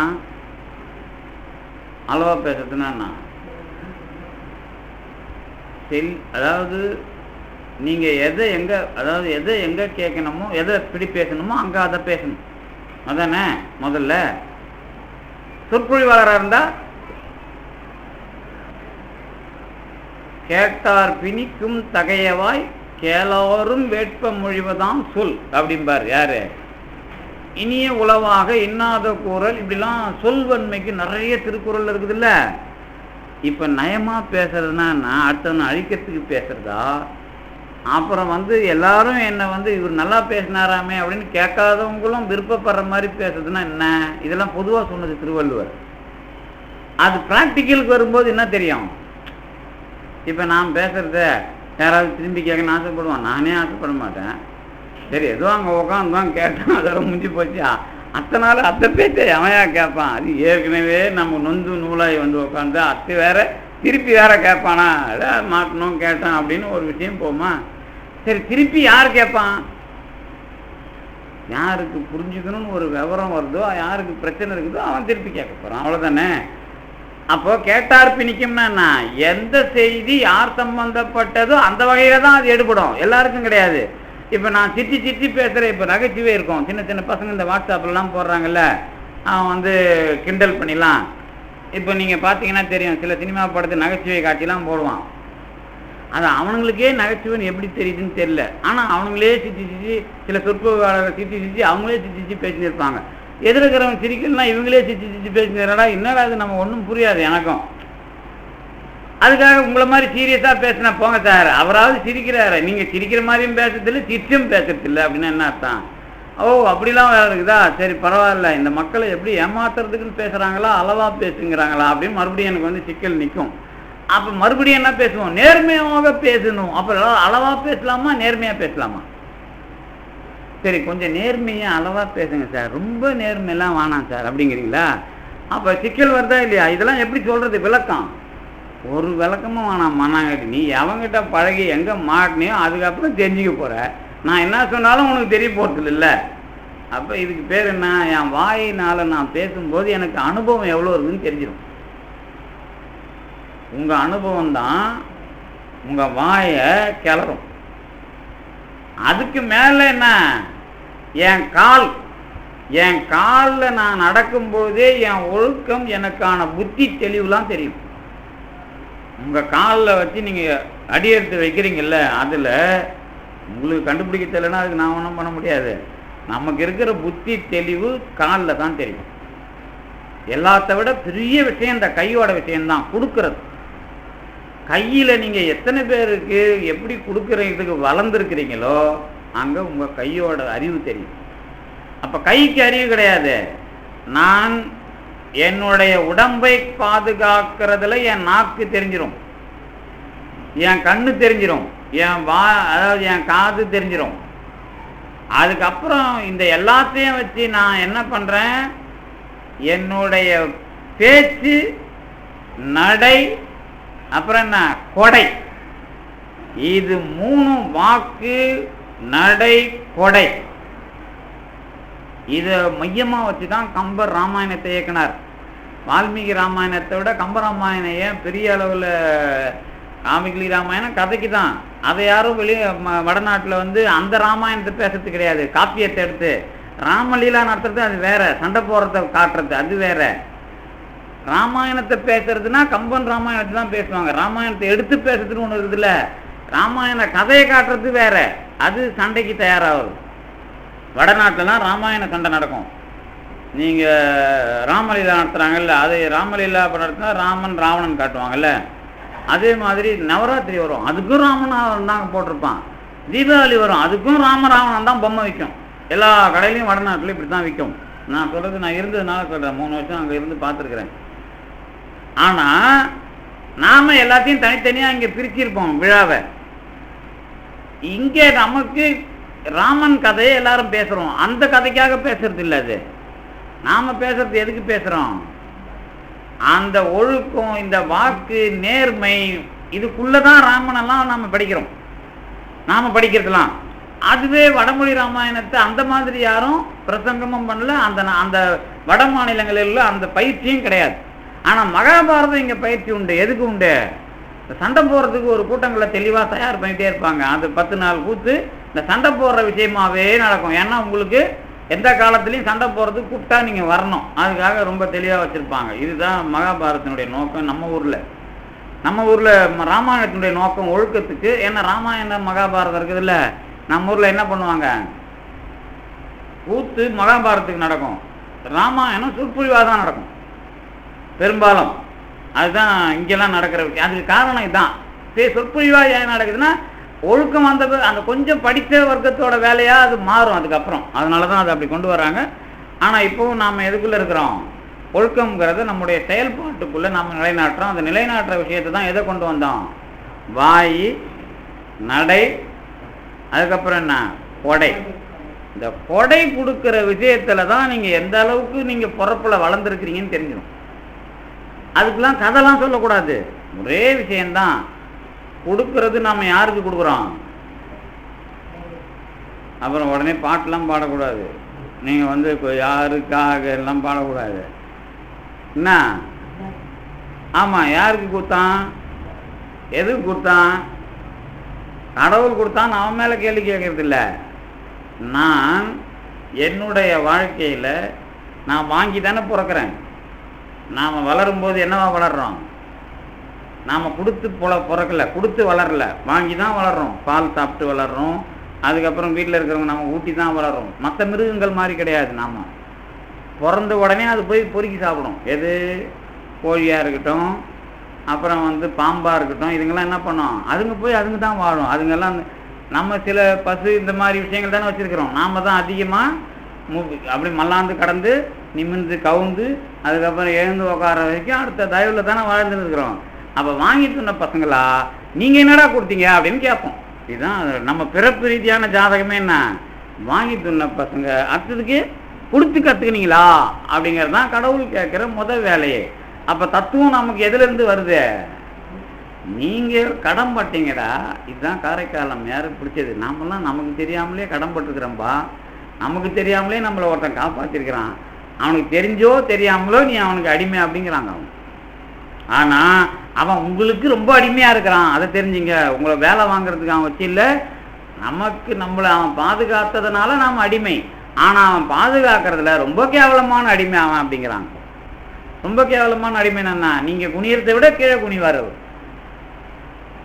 நீங்கள் அடிமையில் குனியறோம்ல, அதை விட கீழே குனிஞ்சிருவானா. அவனை விட நம்ம கீழே போக முடியாது. அதனால் அவன் கடவுளை பற்றி அவங்க என்ன சொல்கிறாங்க, காரைக்காலம் யாருன்னா குனிய வளமாம் அடிமை. குனிய, அதாவது குனியன்னா கீழே தாழறதுல அவனை வெற்றி கொள்ள முடியாத அளவுக்கு அவன் அடிமையாக இருக்கிறானா. யார இப்படி கடவுளை எந்த மொழியாவது சொல்லியிருக்குதா உங்களுக்கு? கடவுள் நாம அடிமைத்தனத்தில் வெற்றி கொள்ள முடியாத அளவுக்கு அடிமை அவன். அப்படி கடவுளை அறிமுகப்படுத்தினவங்க காரைக்காலம்மையார். அப்புறம்தான் அது அப்படி அது மட்டும் இல்லப்பா, அது எது தெரியுமா, அன்பே சிவம்னார் யாரு, திருமூலர். அதை தான் நம்ம ஏன் தத்துவத்தை பேசி இது பண்ணிட்டு இருக்கீங்க, நம்ம வினையை ஒழிக்கிறதுக்கு அதை செயல்படுத்துங்கன்னா திருஞான சம்பந்தர். அந்த மரபில் தான் நமக்கு வள்ளலார் என்ன பண்ணுறாருன்னா, இந்த மரபில் தான் நீங்கள் நமக்குள்ளே இருக்கிற உடம்பு வாழ்க்கையை வைத்து இதை அனுபவிக்கணும் அப்படின்னு சொல்கிறார். அதனால தான் வள்ளலார் என்ன பண்ணுறாருன்னா, உடம்பிலிருந்து உயிர் பிரியக்கூடாது அப்படிங்கிறத முதல் கொள்கையாக முன்வைக்கிறார். சாப்பாடு எது கொடுக்கணும், பிறப்பு எடுத்த உயிர்கள் அல்லது பிறப்பு மனிதம், இந்த விஷயம் உடம்பும் உயிரும் பிரிஞ்சிட்டா இதில் என்ன பிரச்சனை வருது, இந்த கடவுளின் நோக்கம் கெட்டு போயிடுது. அதனால உடம்பும் உயிரும் பிரியக்கூடாது என்று நீங்க என்ன பண்ணணும், உணவு வழங்க வேண்டும். இதுதான் அவர் என்ன பண்றாரு, வள்ளலார் முதல்ல முன்னெடுக்கிறாரு. அப்ப வெறும் சாப்பாடு போடுறதுங்கிறத எதுவா மாத்துறாரு, அதுக்குள்ள ஒரு கொள்கையை முன்வைக்கிறார். அது என்ன கொள்கை, இந்த உயிர் பிரியாமல் உடம்பு வாழ்க்கை உண்மையானது அப்படிங்கிற ஒரு அடிப்படை அதுக்குள்ள இருக்குது. அப்படி இல்லாம அவரு எல்லாரும் சாப்பாடு கொடுக்க சொன்ன அதே முறையில என்ன பண்ணல, கொள்கையை முன்வைக்கல. இந்த உயிர் என்பது வேறு, உடம்பு என்பது வேறு, இந்த இரண்டும் இணைந்து வாழுவது என்பது கடவுளினுடைய நோக்கம். இதுக்குள்ள நீங்க இந்த கடவுள் நோக்கத்தை முதல்ல காப்பாத்துங்க. முடிஞ்சிட்டா? அதுக்கு அடுத்தது என்ன சொல்றாரு, இந்த உடம்பும் உயிரும் ஏன் இணைஞ்சிருக்குது தெரியுமா, அந்த உயிர் அறிவாளியாக விளங்க வேண்டும். அப்ப நீ என்ன பண்ற, அவன் அறிவு பெறுவதற்கு நீ ஏதாவது ஒரு வேலையை செய்யணும். அவர் கொடுத்தது என்னது, வள்ளலாறு. அவர் ஏன் பாட்டை படிங்கன்னு சொல்லல, திருக்குறளை தான் கொடுத்தார் கையில. யாரு, வள்ளலார். அறிவு இந்த உடம்பில் வாழுகிற உயிருக்கு விளங்க வேண்டும் என்று திருக்குறள் வகுப்பு நடத்தினார். அதுக்கப்புறம் நோய் வந்தா சேர்றதுக்கு சித்த வைத்தியமும் சொன்னார். இதெல்லாம் இருந்தது அவர் பண்ண சத்திய தர்மசாலையில. இது 3 அடக்கம். முதல்ல என்ன அதுக்கு அர்த்தம், இந்த உடம்பிலிருந்து உயிர் பிரியாமல் வாழ்வதற்குரிய அனைத்து அம்சங்களிலும் வேலை பார்ப்பது. இதுதான் முதல்ல. இப்ப நம்ம எதுக்கு வரோம், இந்த உடம்பு உண்மை, இதுக்குள்ள நாம வாழணுங்கிறதுல தான் இவ்வளவு வேலை இருக்குது. இதுக்குள்ள எது இல்லை, இந்த உடம்பு இல்லாம போயிடும், இது இருந்தா இதுல நாம எதை ஒன்னாலும் பண்ணலாம் அப்படிங்கிற விஷயம் கிடையாது. இப்போ நீங்க உடம்புல இருந்து உயிர் வாழற வாழ்க்கையில இது உண்மை இல்லைன்னு சொல்லிட்டா நீங்க எதை சரியா செய்வீங்க, அதை சொல்லுங்க பார்ப்போம். எதை நாம சரியா செய்யறது, அதுக்குள்ள வேற வேலை வச்சுக்கலாம் இல்ல. அதுதான் நான் வேற மாதிரி சொல்றது. இந்த கட்சி வரலாறுலாம் இதுல நம்ம தமிழ்நாட்டு கட்சிகளுடைய வரலாறு 1000 தான். அதுக்குள்ள நாம பகுத்தறிவுன்னு சொன்னாலும் நாம் என்ன இல்லை, நமக்குன்னு ஒரு வழி வேணும். வழியை காட்டாம பகுத்தறிவுனா நீ என்ன பண்ணுவ, ஒரு லைட்டை உங்க கையில குத்துறன்னு வச்சுங்களேன், ஒரு நல்ல பிரகாசமான லைட்டை கொடுக்குறேன், கையில கொடுத்துட்டேன், என்ன இப்போ உங்களுக்கு பிரயோஜனம், எந்த வழியில போனோம்னு தெரியல எனக்கு. இப்போ நம்ம இந்த சித்தர்கள்லாம் நாம் கூட்டி போவோம், கூட்டிட்டு போவாங்கல்ல, அவங்க நம்மளை கூட்டிகிட்டு போவாங்க. அப்படி வச்சுங்களேன், காரில் ஏறி உக்காந்துருவோம். எங்கேயா போவோம், நீ லெஃப்ட்டு போ ரைட்டு போன்னு வண்டி போயிட்டே இருக்கும். நம்ம டிரைவர் என்ன பண்ணுவான், வேகமாக ஓட்டுவான். நான் தட்டி கேட்பேன், எங்கேயா போகிறேன் தெரியாதுல்ல, அப்போ பொறுமையாக போகிறேன். எதுக்கு வேகமாக போகிற, எங்கே போனே தெரியாது உனக்கு, ஏன்னா அப்போ தானே சைக்கிள் எடுக்க முடியும். அது மாதிரியான விஷயம் இது. நாம் என்ன சித்தர் வாழ்க்கையை எல்லாரும் சொல்லிட்டு முடியும். நமக்கு பகுத்தறிவு தேவை தான். ஆனால் அதே பிரச்சனை தான் இந்த மொழியை பற்றி முன்னெடுக்கிறவங்க. இப்போ நான் தான் சொன்னேன், 2 கூட்டத்தில் அதை நான் பாதிக்கப்பட்டேன். என்ன பாதிக்கப்பட்டேன்னா, தமிழ் வேணும், வடமொழியை எதிர்க்கணும். இதே வேலையா இன்னும் ஏன் பாலிடிக்ஸ் பண்ணிட்டு இருக்கிறீங்க? வடமொழி எதிர்க்கிறது உங்க வேலை கிடையாது. அதுக்குள்ள இருக்கிற கருத்துல இது தப்புன்னு சொல்லிட்டு திருஞான சம்பந்தர் சொன்ன வழிக்கு வாங்கன்னு சொல்லுங்க. ஆனா மொழியாவே சண்டை போனன்னு ஏன் நினைக்கிறீங்க அப்படின்னு கேட்டேன் நான். அது ரைட்டு தானே? அது அப்படி பார்த்தா பாம்பன் சாமியை நீங்க வேணான்னு சொல்லிடலாம, அப்படி பார்த்தா வள்ளலாரையும் வேணான்னு சொல்லிடலாம. வள்ளலார் தமிழ்ல நல்லா நிறைய பாட்டு எழுதிப்பார். வடமொழியில அவருக்கு இணையா பாட்டு எழுதுற அளவுக்கு அந்த திருவடி புகழ்ச்சியெல்லாம் எழுதுறது பார்த்தீங்கன்னா, அதுக்கப்புறம் இந்த மகாதேவ மாலையெல்லாம் படிச்சிங்கனாக்கா தலையை பிச்சின்னு தான் போகணும் நீங்கள். ஏன் அதில் எழுதுறாங்க? மொழி விஷயம் இல்லை, மொழிக்குள்ள நாம கருத்தை விற்கிற விஷயம்தான் அதுக்குள்ள இருக்கிற அடையாளம். சரி, ஏன்பா இவங்க இப்படி பண்ணாங்க அப்படின்னா நாம என்ன பண்றோம்? அதுக்குள்ள கருத்து அனுபவம், அதுக்குள்ள எந்த உண்மை இருக்கிறது அப்படிங்கிறது தான் எடுத்து காட்டணும். இப்ப நான் எல்லாத்தையும் எதிர்க்கிறேன் அப்படின்னு சொல்றதா, இந்த மக்களுக்கு இதுவரைக்குமான உண்மையை தெளிவுபடுத்துறதா? இதுதான் கேள்வி. இதே கேள்வியில தான் இப்ப நான் இவ்வளவு நேரம் பேசினது. தகர மெஞ்ஞானம் சொன்னா என் உடம்பு வாழ்க்கைக்குள்ள நான் எனக்குள்ள இருக்கிற நானும் கடவுளும் ஆகிய ஒரு அனுபவத்துக்குள்ள எந்த மாதிரியான விஷயத்துல நான் இயங்கினா சரியா இருப்பேங்கிறத தான் வழியை காட்டணுமே தவிர, என் உடம்புக்குள்ள நான் இல்லைங்கிறத ஒரு இடத்துல, நான் இந்த வாழ்க்கை உண்மையானது இல்லைன்னு ஒரு இடத்துல சொல்லிட்டா அப்புறம் நான் எப்படி வேணாலும் இருக்கலாம்ல. அப்புறம் எப்படி நான் கட்டாயத்துக்குள்ள இந்த வாழ்க்கையை நடத்த முடியும்? இதான கேள்வி. அதுக்குள்ள முன்ன பின்ன முரண் வரக்கூடாதுல்ல. அப்ப நீ இதுக்குள்ள இது உண்மையானதுன்னு சொல்றப்பதான் நாம என்ன கேட்போம், அப்ப நான் வாழறதுனா என்ன அப்படின்னா, உன் வாழ்க்கை நீ ஆனா பெண்ணா அப்படின்னு முதல்ல நம்ம கேட்போம். இதுதானே உண்மை. கேட்கறது ஏன் கேட்டுக்கிறேன்லாம் கேட்கக்கூடாது. தத்துவ உலகத்துல என்ன பண்ணிட்டாங்க அப்படின்னா, பெரும்பான்மையும் பெண்களை அவங்க முன்ன வச்சு சொல்லவே இல்லை. இதுல எந்த இதுலயும் வரல, பௌத்தத்திலையும் கூட வரல, சமணத்திலையும் வரல, நம்ம இதுலயும் வரல. ஆனா சைவ சித்தாந்தம் வர்றப்ப நாம முத காலக்கிழமையார் தான் வைக்கிறோம். நான் அடிக்கடி கூட இங்க கேட்பேன், நிறைய பேர் வருவாங்க, நிறைய பேர் நம்ம அடிப்படைகள் தான். ஐயா, இந்த அவங்க ஒரு ஆன்மீகத்துல உங்களுக்கு பெரிய அனுபவம் கிடைக்கணும்னா கல்யாணத்துக்குள்ளேயே போகக்கூடாதுன்னு.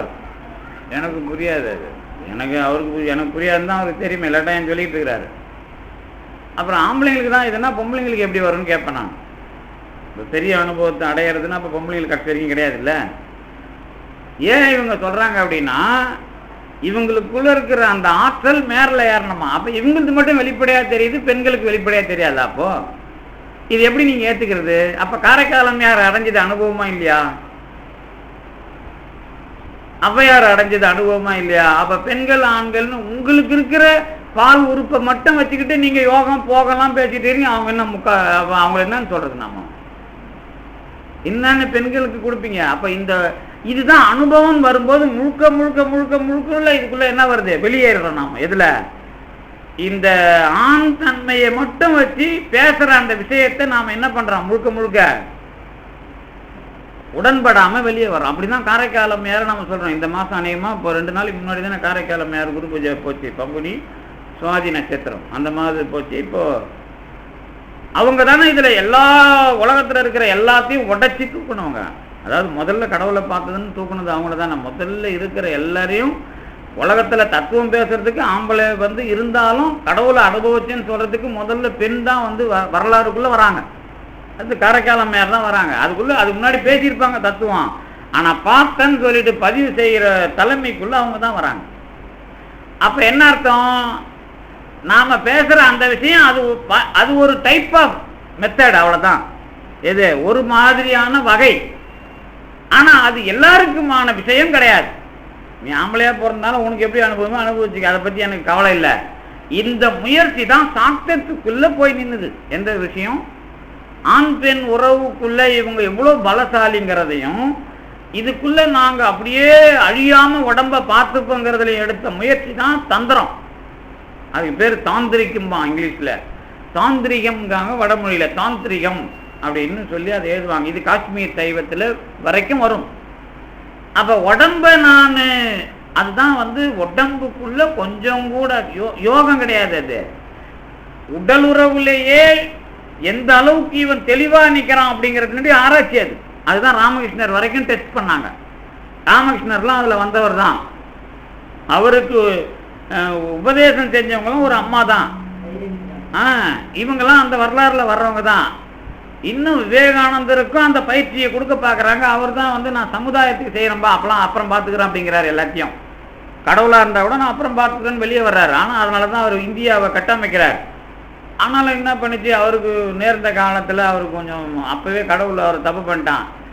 கொஞ்சம் தமிழ்நாட்டில் 10 வருஷம் இருக்க வச்சிருந்தாலும் நல்லா இருந்திருக்கும். அவர் அங்கே விட்டதுனால இன்னும் நம்ம இந்தியாவில் தமிழ் வேற அது வேற இன்னும் தரமாடிட்டு இருக்குது இந்தியா.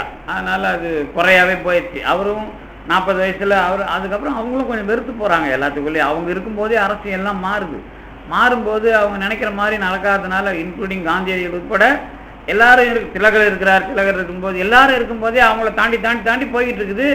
கையை மீறி தான் போயிட்டு இருக்குது எல்லாமே. இந்திய அரசியல்ல போச்சு அப்படிதான். இதை எதுக்கு நான் இதை சொல்ல வந்தேன் அப்படின்னு கேட்டீங்கன்னா, என்னதான் நாம தெளிவா இருந்தாலும் அது ஒரு வகையில யாராவது வெற்றி பெறன்னு போனா அது சிறப்பு தன்மை தான், பொதுத்தன்மை கிடையாது. அப்படிதான் காஷ்மீர் சைவமும் நிக்குது, அல்லது தாந்திரமும் போய் நிக்குது. இந்த தாந்திரத்துக்கு அல்லது சக்தி வழிபாட்டுக்குள்ள ஆண் பெண் அப்படிங்கிற மோதலுக்குள்ள தத்துவம் என்ன ஆச்சு அப்படின்னு கேட்டீங்கன்னா, பின்னடைவு. எதுல? என் உடல் ஆற்றலை மையப்படுத்தி. அதான் இதுல இருக்கிற மிக முக்கியமான விஷயம். ஆற்றலை மையப்படுத்தி மட்டும்தான். இப்ப உங்களுக்கு இருக்குது, நீங்க மூளை இருக்குது, 2 பேருக்கு தானே மூளை இருக்குது, ஆணுக்கும் இருக்குது பெண்ணுக்கும் இருக்குது மூளை. அதை வச்சு பேசுறது இல்ல. இவங்க என்ன பண்ணிடுறாங்கன்னா, பெண்கள் கடைசி வரைக்கும் ஆற்றல் இல்லாதவங்க அந்த கருத்தரிக்கிற விஷயத்திலேயே இந்த தத்துவத்தை முடிவு பண்ணிடணும்னு பாக்குறான். எழுதுறாங்க இன்னை வரைக்கும் அதை. அதாவது சர்பெண்ட் பவர்னு ஒண்ணு எழுதுறாங்கல்ல, குண்டிலி. அது சுண்டிலியா? அது குண்டிலி, குண்டலினி தானே அது. நான் எதுக்கு அதை சொல்றேன்னு புரியல உங்களுக்கு. அது ஆணுக்கும் பெண்ணுக்கும் 2 பேருக்கும் இருக்குதுன்னு எழுதுங்க. ஆணுக்கு மட்டும் இருக்குதுன்றப்ப என்ன அர்த்தம் அதுக்குள்ள? அப்ப பெண்களுக்கு அந்த தகுதியே இல்லை. நீங்க உங்களுக்கு ஒரு மாயை என்னன்னா, இதையும் அதையும் பிரிக்க தெரியல. பெண்களுக்கு அந்த ஆற்றல் இல்லை அப்படின்னு சொல்லிட்டா காரைக்கால் அம்மையாருங்கிற ஒரு ஆள் கிடையாது. வடநாட்டுல அதுக்கு ஆதாரம் இல்லாம போலாம். கடவுளை அனுபவிச்சதுக்கான ஆதாரம் தென்னிந்தியாவில் தானே, தமிழ்நாட்டில் தானே. அப்ப நீங்க காரைக்கால் அம்மையார் கடவுளை அனுபவி சொல்லிட முடியுமா? உங்களால சொல்லிதான் பாருங்களேன் என்ன நடக்குதுன்னு நான் தெரிஞ்சுக்கிறேன். அது எனக்கு தெரியும். காரைக்கால் அம்மையாருக்கு தெரியாது முட்டி மோதினாலும் சரி, காரைக்கால் அம்மையாருக்கு என்ன தெரிஞ்சதுன்னு நீங்க முட்டி மோதினாலும் சரி, உங்களுக்கு என்ன நிலவரன்றது உங்களுக்கு போனீங்கன்னா தெரியும். மிரட்டுறதுக்கு சொல்ல, உண்மையை தான் சொல்றேன் நான். அவ்வளவு பெரிய ஒரு தலைமையும் அது அவ்வளவு பெரிய ஆற்றலும் அடங்கியவங்க அந்த அம்மா. அவங்கள நீங்கெல்லாம் நான் இப்ப இந்த மாசம் அட்டப்படம் போறதுக்கு தேடினேன். அப்ப பிரான்ஸ், கம்போடியா, வெளிநாட்டுலலாம் அவங்க சிலை இருக்குது. பல கோயில்கள்ல சிலைனா சிற்பம் வித்தியாசமான வடிவங்கள் இருக்குது. எல்லோராவிலையும் இருக்குது. ரொம்ப முன்னாடி வெளியில போனது அந்த அம்மாவுடைய சிற்பங்கள் தான் இன்னை வரைக்கும். ஏன்னா ரொம்ப பழமையான வரலாறுலயும் ஒரு அதிசயமான வரலாறுலயும் அவங்க நிக்கிறாங்க. அந்த வரலாற்றுக்குள்ள என்ன அப்படின்னு கேட்டீங்கன்னா, நான் இதுதான் அதுல பிரிக்க விரும்புறேன். அப்ப மனித தன்மை அல்லது உடம்புக்குள்ள நீங்க பாலியல் விஷயத்தை ஒதுக்கி 2 பேருக்கும் பொதுவாக இருக்கிற ஆற்றல் பத்தி பேசிதான் அதுல இருந்து நீங்க முன்னெடுத்தாதான் சரியா வரும். அது உடம்பு ரீதியா அது ஆணுக்கும் பெண்ணுக்குமான அந்த பாலியலா இருக்கிற ஆற்றலை தவிர்த்துட்டு அதை பார்க்க தெரிஞ்சதுன்னா சரி. அப்படி பார்க்கறதுக்கும் எதுல தான் இடம் இருக்குது? இந்த தகராலயத்துல தான் இடம் இருக்குது. அது மட்டும் இல்ல, இந்த தகராலயத்துல இருக்கிற கடவுள் அந்த இடத்துக்கு பேரு பிராணன்னு பேர். இதுல இந்த இடத்துல நமக்கு அந்த இதயம் சார்ந்து இருக்கிற இதயத்துக்கு நுரையீரலுக்கு நடுவுல இருக்கிற காத்துக்கு பிராணன்னு பேர். இப்போ மலை ஜலம் ஒழுங்காக வரணும்னா அதுக்கு ஒரு காற்று, மூளை ஒழுங்காக வேலை செய்யணும்னா அதுக்கு ஒரு காற்று, இப்படி 10 காற்று நம்ம உடம்புல பெர்மனண்ட்டாக இருக்குது. வெளியிலேருந்து வர்றது பிராணவாயு, அது தனி, அது வந்து போகிறது. உடம்புலையே 10 இடத்த வெளியே அடைச்சிக்கிட்டு 10 காற்று இருக்குது. இந்த 10 காற்றும் ஒரு காற்று இன்னொரு காற்றுக்குள்ளே போகாது. ஆனால் பிராணன் எல்லாத்துக்குள்ளேயும் போகும். இந்த பிராணனை செலுத்துறது தான் நம்ம மூச்சை இழுக்கிறதுல நம்ம எண்ணம் சேர்ந்து அதை உதைக்கணும். அதை உதைக்கிறது தான் அந்த காற்றை உடம்பு முழுக்க கொண்டு போகும்போது தான் உங்களுக்கு மாற்றம்லாம் கிடைக்கும். உடம்புல புத்துணர்ச்சி, பழைய காயம் ஆடுறது, இந்த மாதிரி விஷயங்கள்லாம் யோகத்தில் அந்த பிராணனை எல்லா பகுதிகளுக்கும் செலுத்துறதுல அமைப்பாங்க. இதுதான் யோக சிகிச்சை. இந்த பிராணன் தான் தலைமையானது எதுக்குள்ள? நம்ம உயிர் வாழற உடம்புக்குள்ள. இதை சிகிச்சை முறையிலேயோ அல்லது நீங்க ஆசன முறையிலேயோ உடம்பு முழுக்க இயக்கலாம். ஆனால் அதுக்கு அறிவு கிடையாது. அது ஒரு சுத்தமான இடத்துக்கான ஒரு முன்னேற்பாடு. புரியுதா? சுத்தமான இடமா அது எது? கடவுளும் ஆன்மாவும் இருக்கிற இடம் அந்த ஆகாயம். இப்போ இதை எப்படி எழுப்புறது? எதுலையும் எழுப்ப முடியாது சார். நீங்க ஒன்ன சொல்லலாம், இதை எழுப்புறதுக்கு திருமூலராலையும் முடியல. இன்னைக்கு நான் இங்க வர்றதுக்கு முன்னாடி ஒருத்தரை சந்தித்தேன். அவர் யாருன்னா தாமரை இதழுடைய பொறுப்பு அந்த ஆசிரியர்கள் இருக்கிறார் பாரதிய ஜனதாவுக்குள்ள. அவரு சில விஷயம் சொன்னார். என்ன சொன்னார்னா, நம்ம உடம்புல இருக்கிற சாவி உயிர் போய் உயிர் வர்றதுக்கு ஒரு இடம் தான். அவர் நம்ம தெரியாத மாதிரி தானே கேட்டு வரணும். அதெல்லாம் இப்படிலாம் சொன்னார். அதெல்லாம் சரிதாங்க, அதை பற்றி எனக்கு ஒன்றும் பிரச்சனை இல்லை. நாம் இது நிறைய பேருக்கு நல்லா இந்த ஆன்மீகத்தில் நிறைய ரகசியம் பேசுறதுக்கு நிறைய பேர் அறிவாளிகளாக இருக்கிறாங்க. ஏன் அப்படின்னு கேட்டிங்கன்னா, ஒன்றும் தெரியாது நிறைய பேர் இருக்கிறாங்க. அதனால் நமக்கும் ஒன்றும் தெரியாதுன்றதான் உண்மை. ஆனால் நமக்கு எல்லாத்தையும் கூட்டி கழிச்சு நிறைய விஷயத்த நமக்கு பார்க்க தெரியுங்கிறது தான் தெரியுமே தவிர நமக்கும் அதில் அனுபவம் கிடையாது. ஆனால் நமக்குள்ள என்ன விஷயம் அப்படிங்கிறத மட்டும் நான் தெளிவுபடுத்தணும். இந்த ஏற்றுறது இறக்குறதுலாம் நமக்கு ஒன்றும் அவ்வளோ பெரிய அனுபவம் இல்லை. ஆனால் அதில் ஒரு உண்மை இருக்குது மட்டும் தெரியும். அது எப்படின்னா நம்ம சார்ந்தவர்கள் மூலமாக நம்ம அதை பார்க்குறோம். அதில் என்ன அப்படின்னு கேட்டிங்கன்னா, இந்த இடம் சொல்கிறேன்ல, நான் என்கிற இந்த தகர ஆலயம், நானே தொடக்க காலத்தில் சொற்பொழிவுலாம் நீங்கள் கேட்டிங்கன்னா நமக்கு இந்த ஆதாரத்தில் எனக்கு இதை பிரித்து பார்க்க தெரியாது. இப்போ தான் அதை நான் பாம்பன் சுவாமி அந்த தகராலய அவசரத்துக்கு பிறகு தான் அதை பிரித்து பார்க்க தெரிஞ்சுது எனக்கு. இந்த மூலாதாரம் சுவாதிட்டானம் தொடங்கி இந்த ஆக்னி சக்கரம் வரைக்கும் போகுதில்லை. அது உடம்புல இருக்கிற மெட்டீரியல் சப்ஸ்டன்ஸோட கனெக்ஷன் இருக்கும். அதுக்கு என்னுடைய உடம்புக்குள்ள இருக்கிற மெட்டீரியல், நான் ஏன் சொல்றேன்னா, உடம்புக்கு அறிவு கிடையாது. ஆனா அது பிராணனால் இயக்கப்படுகிறது, அவ்வளவுதான். உடம்புங்கிறது வேற, உயிருங்கிறது வேற. அதை ஒத்துக்கிறீங்கல்ல? உயிருக்கு தான் அறிவு உண்டு, உடம்புக்கு அறிவு கிடையாது. அந்த அறிவு இல்லாத உடம்பினுடைய ஆற்றல் மையங்கள்ல இந்த மூலாதாரம் ஆக்ஞை வரைக்கும் சக்கரம் இருக்குது. அதுல இருந்து உங்களுக்கு அறிவு என்னைக்கும் கிடைக்காது. அதை பயன்படுத்துற ஆற்றல் வரும். இதுதான் உலகத்துல பலவிதமா யோகிகள்லாம் பேசுறான். இதுல ஒண்ணும் கிடையாதுன்னு டோட்டலா தலைகீழா அதை உருட்டி விட்டவர் யாரு? திருமூலர் தான். அது எல்லாம் அதுல பெரிய ஜாம்பவான் அவர் தான். அவர் என்ன பண்றாரு, அந்த உடம்பு வேலைக்கு ஆகாது அப்படின்னு சொல்லிட்டு தான் இந்த உடம்புல அது எதுல ஒரு பசுமாடு அன்பாக இருக்கிற மாடுகள், அன்பாக கண்ணீர் சொகியிருக்கிற அழுகிற அந்த உடம்பு தான் அதுங்க அழுகுது. எந்த உடம்பு? இடையன் உடம்பு அல்லது மாடு மேய்க்கிற அவன் உடம்புல தான் அதுங்கெல்லாம் சுத்தி நின்று அழுகுது. அவன் உடம்புல கிடைச்ச அனுபவம் அவருக்கு அவர் உடம்புல கிடையாது. அவர் உடம்பு தான் சுக்கா மாறிச்சு. அதுல சல்பேட் ஏற்றிட்டார. இஞ்சியில சல்பேட் ஏற்றினா சுக்கு, இதுல சல்பேட் ஏற்றிட்டா அதை மாற்றவே முடியாது, காஞ்சி போச்சு. அது அழிக்கவும் முடியாது. இந்த ஆள் எப்ப சாவது, எப்ப அடுத்த பொறுப்பு கொடுக்கறது? கடவுளுக்கு பாவம், நம்ம கடவுள் தவிக்கிறான். திருமூலருக்கு இதான் நிலவரம்னு சொல்ல வரேன் நான். திருமூலர் பெரிய ஆளு. நீங்க பாக்குற பாட்டுல வேற. அதுக்கு முன்னாடி கூடு விட்டு கூடு பாயிறவர்ல, அந்த கூடு விட்டு கூடு பாயிறவர் நிலைமை என்னன்னா, அவர் உடம்பு அழியறதுக்கு ஒரு பல யுகம் ஆகலாம்னு வச்சுங்களேன். ஏன்னா இரும்பு மாதிரி உடம்பு ஆக்கிட்டா அது எப்போ கரையிறது? அந்த உடம்புல அனுபவம் கொடுக்கணும் அப்படின்றதுனா என்ன, அவர் அகத்தியருக்கு பார்க்க வர்றார். எங்க கைலாயத்திலிருந்து இந்த அகத்தியரை பார்க்க வர்றவருக்கு இந்த வாய்ப்பு கடவுளால தரப்படுகிறது. ஏன் சொல்லுங்க பாப்போம்? அவருக்கு ஞானம் வந்துருச்சு. ஞானம்னா அந்த கூடு விட்டு கூறு பாயத்தினால வர்ற ஞானம் இல்ல. இந்தியா முழுக்க சுத்தி பார்க்கிறாரு. என்னையா அது இவ்வளோ மாதிரிலாம் தத்துவம் இருக்குது, எவனும் அனுபவிச்ச மாதிரி பண்ணலையே அப்படின்னு அவருக்கு அந்த சந்தேகம் வருது. பார்த்தான் கடவுள் இவனுக்கு ஒரு வாய்ப்பை பயன்படுத்துவோம், அந்த உடம்பை கொடுத்து இவனை கரத்தேற்றுவோம். திருமூலருக்கு கரத்தேக்கிறதுக்கு ஒரு வாய்ப்பு தமிழ்நாட்டில் கடவுளால் கொடுக்கப்படுகிறது. அந்த உடம்பு கிடைக்கலன்னா அவர் உட்காந்து கிடக்கிறது தான். புத்து 3 நாளும் சரி, சுத்து 3 நாளும் சரி, அதில் என்ன பிரயோஜனம் இருக்குது? இப்போ நான் இந்த கல்லுக்குள்ளே இருக்கிறேன்னா என்ன எனக்கு பிரயோஜனம் இருக்குது? கல்லுக்கு வெளியில் இருந்தால் தானே பிரயோஜனம். கல்லுக்கு உள்ளே நான் இருந்து என்ன பிரயோஜனம்? ஒன்றும் கிடையாது. அந்த மாதிரியான உடம்பை பெற்ற திருமூலர் அந்த மாடு மேய்த்தவனுடைய உடம்புக்கு வந்த பிறகுதான், ஓ இது என்ன ஸ்வீட்டாக இருக்குது. இப்போ கிட்ட உட்காந்தாலே நாத்தம் அடிக்கும் நம்ம இருக்கிற உடம்பு, வேர்வை வந்ததுன்னா. அப்புறம் கிட்ட இருக்கணும், நக்கி பார்த்தா ஸ்வீட்டாக இருக்கணும். அந்த மாதிரி உடம்பு அது. எது நீங்கள் நக்கி பார்த்து ஸ்வீட்டு போட்டு நக்கிங்கிடக்கூடாது. அந்த உடம்பை பார்த்து நீங்கள் அதுக்குள்ளே வர்ற அந்த அந்த மாடுலாம் நக்கிக்கிட்டு இருந்தது கொஞ்சம் நேரத்துக்கு முன்னாடி. அந்த உடம்ப யார் உடம்ப? இடையும் உடம்ப நாடு நக்குது இல்லை, அந்த மாதிரி உடம்பு மாறணும். மாடு நக்கிறது அது புத்தி, அது வேற. நான் சொல்றது அந்த மாதிரி நீங்கள் தடவி பார்த்தீங்கன்னா அதில் இனிப்பு வரணும்.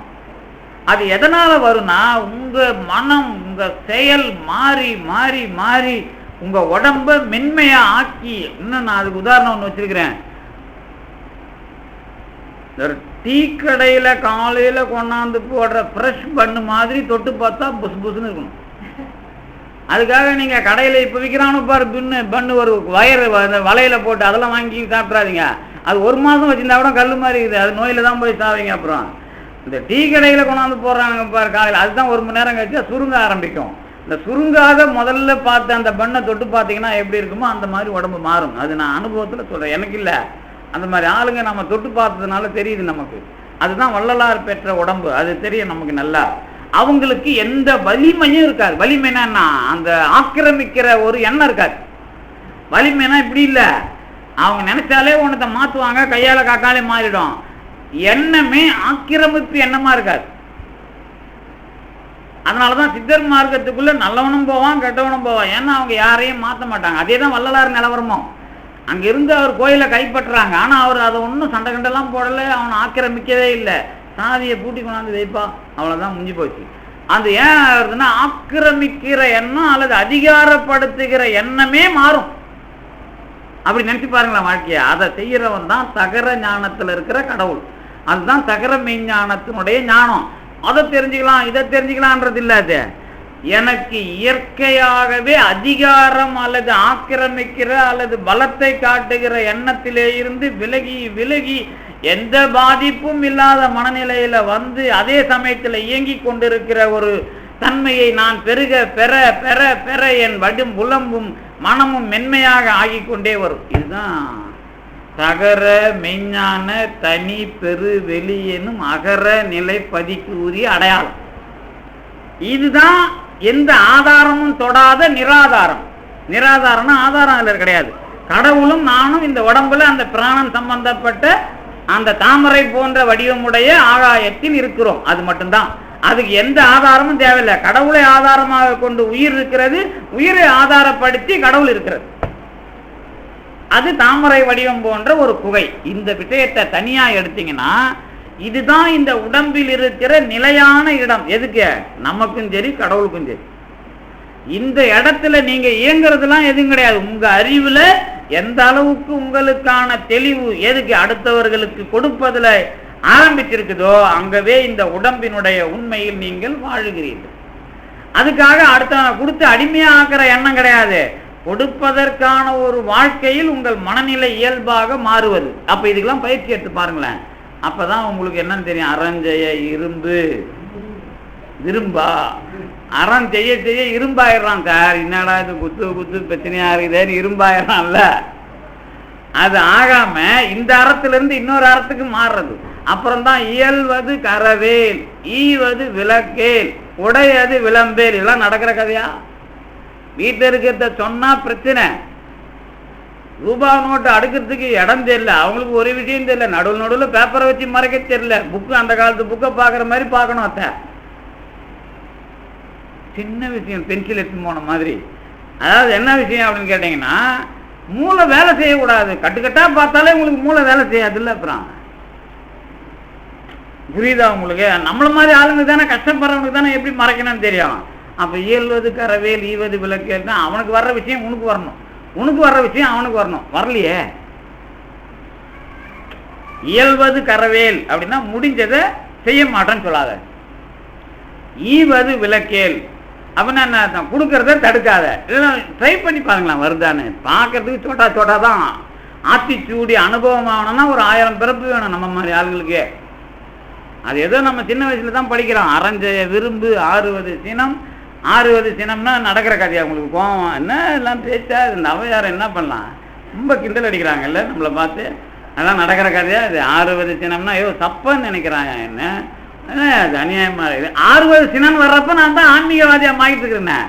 வள்ளலார் அருட்பெருஞ்சோதி அகவலுக்கு முன்னாடி ஆத்திச்சூடி 30 பார்த்தீங்கன்னா அது அருட்பெருஞ்சோதி அகவல் ஆண்டவர்கிட்ட தான் இதெல்லாம் நமக்கு தெரியும். எது ஆத்திச்சூடிக்கே விவரம் எழுதலாம், அதை மாற்றி எழுதலாம், தீர்த்தி எழுதலாம், என்ன வேணாலும் நீங்க எழுதலாம். இயல்வது கரவேல் ஈவது விளக்கேல் ட்ரை பண்ணி பாருங்களேன். உடையது விளம்பேல் இன்னும் முரண்பாடா இருக்கு இல்லையா? உடையது விளம்பேல் என்னன்னு எழுதுவீங்க? உடையது விளம்பேலுக்கு ஈவது விளக்கேல்றாங்க, இயல்வது கரவேலுங்கிறாங்க. அப்புறம் என்ன உடையது விளம்பேல் சொல்றாங்க? இருக்கிறது சொல்லாதன்னு அர்த்தமா? அப்படிதான் அதுக்கு அர்த்தம். அப்புறம் ஈவது இயல்வது கரவேலுங்கிறாங்கல்ல, அப்புறம் நீ கேட்டா சொல்லித்தானே ஆகணும். அப்ப கொஞ்சம் அளவா சொல்றீங்களா? சொல்லக்கூடியது எது சொல்லக்கூடாதது எதுன்னு அப்புறம் கேள்வி வருதா இல்லையா? சொல்லக்கூடியது எது சொல்லக்கூடாது நான் சொல்லுவேன். இப்படி சில பேர்கிட்ட பேசுங்க. இப்போ என்ன மாதிரி ஆளுங்களாம் உளருவாயின்னு வச்சுங்களேன். எதை ஒன்றாலும் உளருவேன். நான் சொற்பொழிலையும் உளருவேன், வீட்லேயும் உளருவேன். இதில் வம்பு வரும். வம்பு வரதானே செய்யும் உளர்றான். அப்போ எனக்கு இடம் பார்த்து பேச தெரியலன்னு அர்த்தமா, இடம் பார்த்து பேசுன்னு அர்த்தமா? இடம் பார்த்து பேசுனா நான் என்ன எல்லை வைக்கிறது அதுக்கு? இடம் பார்த்து பேசுனா நான் என்ன எல்லை வைக்கிறது அதுக்கு? அப்போ எனக்கு சூழ்ச்சி வேணுமா வேணாமா? அப்போ சூழ்ச்சி இல்லாமல் இடம் பார்த்து பேசுறதுனா என்ன? வேலைக்கு ஆகாது இல்லை, முடியுமா? அதுதான் வாழ்ந்து பார் அப்படின்னு சொல்லுவேன். அப்புறம் இன்னொன்று சொல்லுவேன், சரி பரவாயில்ல போயிட்டு வா, இன்னொரு சுற்றுவா இடையில் சந்திப்போன்னுவேன். நம்மளால முடியாது இப்பவே பார்க்கறதுக்கு. இன்னொரு தடவை சுற்றிட்டு வரும்போது எங்கேயாவது ஒரு தடவை பார்த்துருவோம் இல்லை, 2 பேரும் சேர்ந்து போக முடியாது. நீ ஒரு சுற்றி நிறு, நான் ஒரு சுற்றி நிறேன். 2வது சுற்றுல நாம கண்டிப்பாக எங்கேயாவது ஒரு இடத்துல சந்திப்போம்ல. அதுதான் இன்னொரு சுற்றுவா இடையில் சந்திப்போம்டுவேன் நான். இதெல்லாம் என்னன்னு கேட்டிங்கன்னா, என் வாழ்க்கையில் நான் கள்ளங்கபடம் இல்லாமல் முதல்ல இருக்கணும். எனக்கு ஒரு பிரச்சனை வரணும், அந்த பிரச்சனையில நான் காப்பாற்றப்படணும். அப்போதான் என் நேர்மை தெரியும். ஆனால் நான் முதல்ல சூழ்ச்சியா இருந்தால் நான் தெளிவான திருடன் தெரியும். அதுன்னு அறிவோட வேலை. அமெரிக்காவோட வேலையும் அறிவோட வேலையும் அதானே. அந்த அப்போ என்ன அர்த்தம்? நான் சூழ்ச்சி அப்படிங்கிறதுக்குள்ள வராம நான் காப்பாற்ற, அப்ப கடவுள் வேணும் தானே. அப்ப கடவுள் இல்லைன்னா இல்லை இல்லை. அப்ப இது இந்த கண்காணிக்கிற விஷயத்தை தான் நாங்க தகர மெய்ஞானங்கிறோம். அவ்வளவுதான். தகர மெய்ஞானம்னா நான் இன்னும் கதை விட்டுன்னு இருக்குன்னு நினைக்காதீங்க. தகர மெய்ஞானம்னா உடனே பெரிய விஷயம்லாம் சொல்லுவோம்லாம் எதிர்பார்க்கக்கூடாது. என் அனுபவத்துக்குள்ள இந்த வாழ்க்கைக்குள்ள நான் வர்றதுக்கு எனக்கான வாழ்க்கை முறையில என்னுடைய எளிமையானதும் கபடம் இல்லாததும் கரப்பு இல்லாததுமான வாழ்க்கை முறைக்குள்ள நான் காப்பாற்றப்படுகிறேன் என்ற எல்லை வருமானால், கடவுள் என்ற ஒருவர் கண்காணிப்பது, அவரோடு நான் ஒத்துழைப்பது, அவர் அதை தெரிந்து கொண்டு என்னை காப்பாற்றுவது, அதுக்குள்ளதான் அது பயணம் செய்யும். அதுதான் தகர மெய்ஞானத்துக்கு நம்மை போன்றவர்களுக்கான பொது விஷயம். அதனாலதான் ஆண் பெண் உறவு அதுலதான் அதை தர்றான். எந்த சிறப்பு மார்க்கத்துக்குள்ளேயும் அது கண்டிப்பா அது ஆண் பெண் உறவுன்னு வந்தப்ப நமக்கு உடனே அன்பு வரும், நம்ம எல்லைக்குள்ள அன்பு வரும், அப்புறம் எல்லை கடந்த அன்பு வரும்.